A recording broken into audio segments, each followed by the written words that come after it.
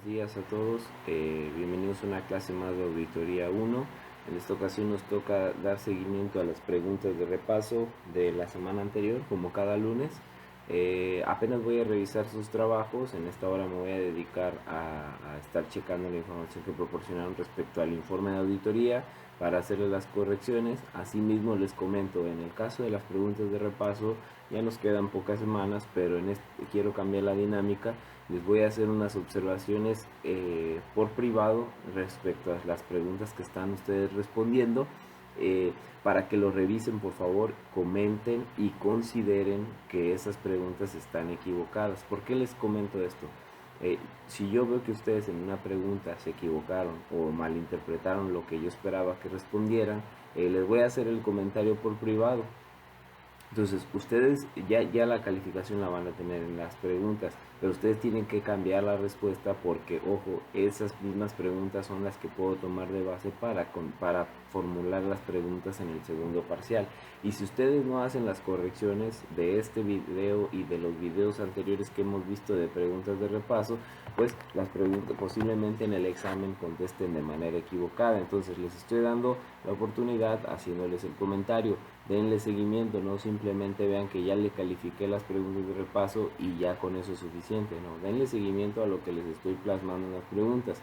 Voy a hacer el video corto para que simplemente conozcan lo que a mi criterio y a su criterio, en base a las respuestas que me dieron y tomando de referencia lo que hemos platicado en las clases, es la respuesta correcta. Entonces, yo les voy a dar esa perspectiva, y si su pregunta está muy similar a lo que estamos respondiendo o es la misma pregunta, etcétera, entonces no necesitan cambiarlo y pueden basarse de ahí para estudiar a la hora del segundo parcial. Pero si de plano la pregunta está muy diferente, yo les hice la observación textualmente por medio de Classroom en comentario privado de que dicha respuesta esté equivocada, por favor cámbienla. El video va a ser rápido, simplemente vamos a irlas viendo, ya no va a ser tanta explicación porque ya lo vimos en la semana pasada.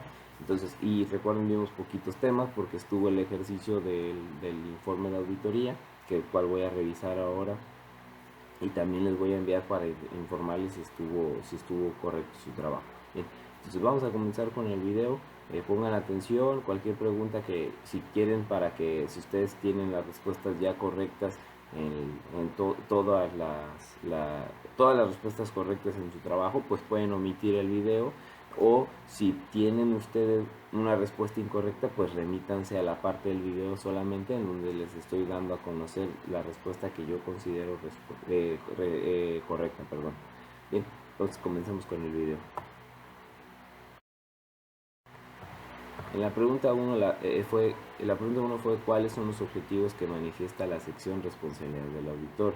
Recordemos que existe en el informe una sección denominada de esta manera. En esta sección se presume que los objetivos del auditor son obtener una seguridad razonable sobre si los estados financieros están libres de incorrección materiales, tanto debido a fraude como error, y emitir un informe de auditoría que contenga la opinión del auditor. Si nosotros nos remitimos a la NIA 200, ahí vamos a encontrar que los objetivos globales del auditor van de la mano con los objetivos que marcan las responsabilidades del auditor. Recordemos solamente aquí que la seguridad razonable es generalizar los resultados en base a las pruebas selectivas. Entonces nosotros no podemos tener una seguridad absoluta, sino que nos basamos en una seguridad razonable. Eso ya se los he repetido en muchas ocasiones, pero quiero que lo tengan bien presente. Si no contestaste correctamente esta pregunta, repasa bien los objetivos, ya que eso es básico para que conozcas en cuestión de un informe de auditoría y en una auditoría sobre estados financieros.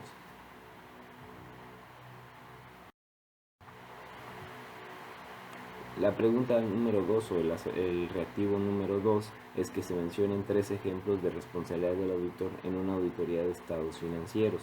Bien, los vimos me parece que aparte de los objetivos, venían en una diapositiva aparte, si no mal recuerdo, y estos 3 que tienen aquí en pantalla están dentro de los 4 que vimos en la clase. El primero, identificar los riesgos de incorrección material, es decir, conocer los riesgos que existen en la empresa. Obtener el conocimiento del control interno. Recuerden que lo necesitamos conocer para poder diseñar nuestros procedimientos de auditoría. Y el último que puso sus compañeros en esta pregunta, en esta respuesta, perdón, es evaluar las políticas contables, las estimaciones y la información revelada. Recordemos que cuando hay ausencia de normas que nos marquen cómo actuar en cuanto a un registro contable, las empresas, a su juicio, establecen políticas contables y estimaciones contables. También revelan información por medio de las notas de los estados financieros. Entonces, el auditor tiene esas responsabilidades de que se hayan analizado las incorrecciones materiales, de obtener el conocimiento del control interno y de evaluar dichas políticas y estimaciones. Ojo, no estamos dando a entender en ningún momento que es responsabilidad del auditor la elaboración de dichos del sistema del control interno, por ejemplo, o la elaboración de políticas y estimaciones e información a revelar. Simplemente le toca evaluarlas, identificarlas y obtener información al respecto. No se encarga de realizarlas. La responsabilidad de hacer estas actividades es completamente de la administración. También teníamos otra responsabilidad que es importante mencionarla por si ustedes la pusieron en sus respuestas, de la cual nos trata sobre el conocimiento de la empresa del negocio en marcha. El auditor debe de verificar que la información financiera esté presentada respetando este principio. De lo contrario, si no se considera la empresa como negocio en marcha, la información financiera debiera demostrar tal situación, así como la información revelada.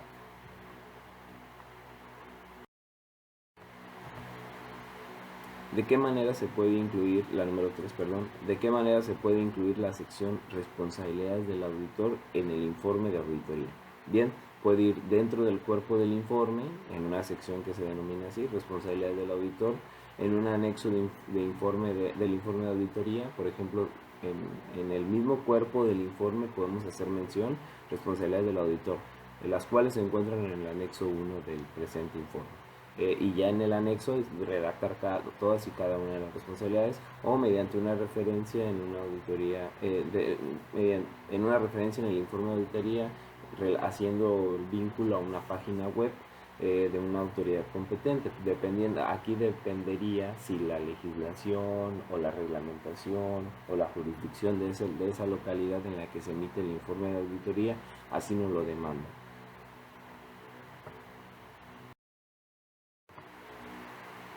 En la pregunta 4 les pedí que explicaran brevemente a qué se refieren las NIAs con respecto a la otras responsabilidades de información.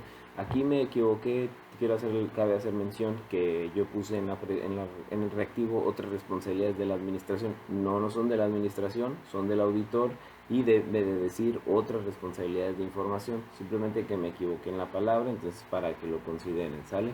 Bien, en el informe, esta es la pregunta que me pareció más estructurada, que es la que toca el párrafo de la NIA.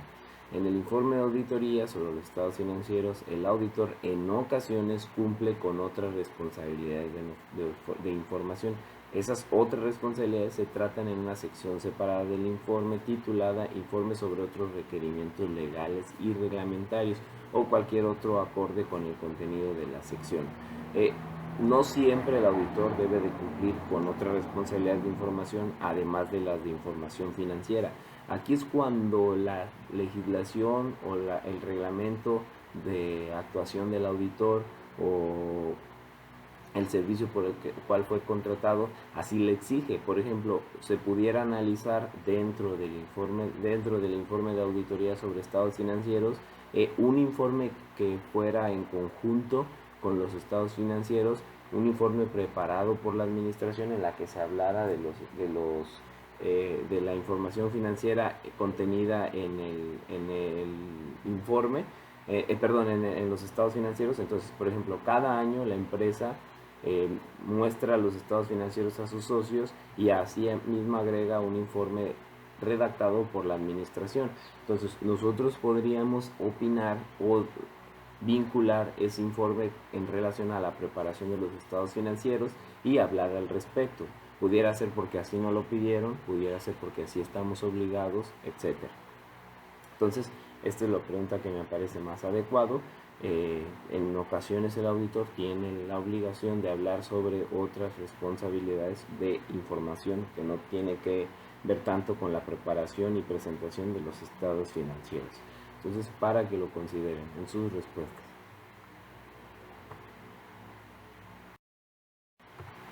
En relación a la pregunta 4, se me pasó comentarles, consulten la NIA 720.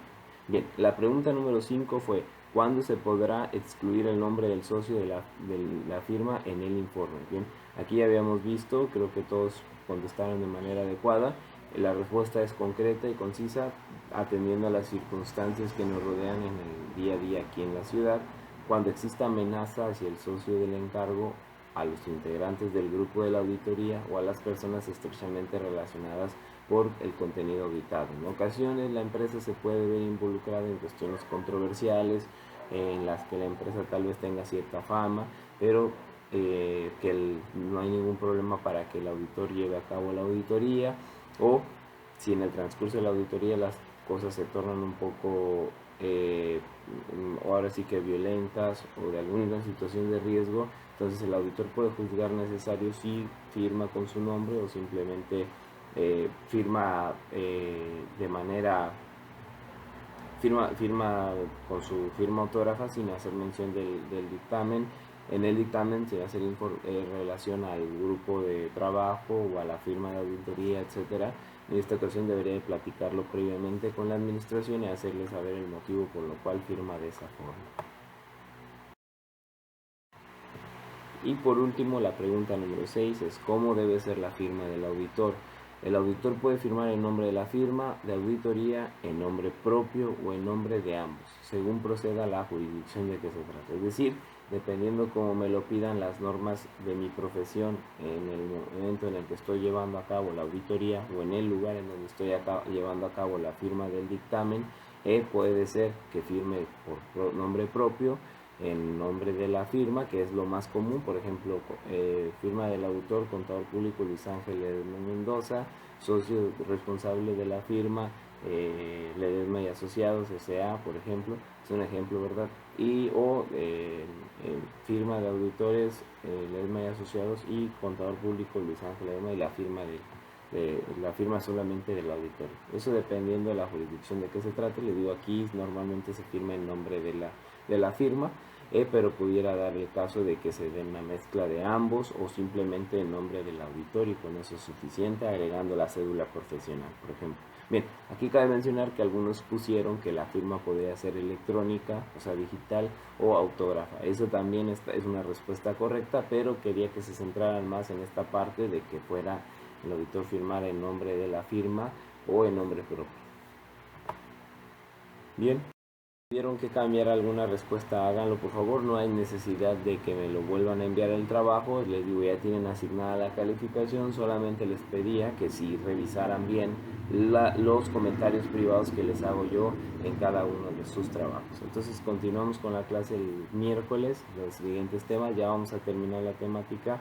En caso de que nos tenga tiempo, abordamos algunas dudas que tengan, y si no tienen dudas, bien, vamos a agregar unos temas que tal vez no incluyamos en el segundo parcial, pero que sí es importante que ustedes conozcan. Que tengan un excelente día y espero sus respuestas.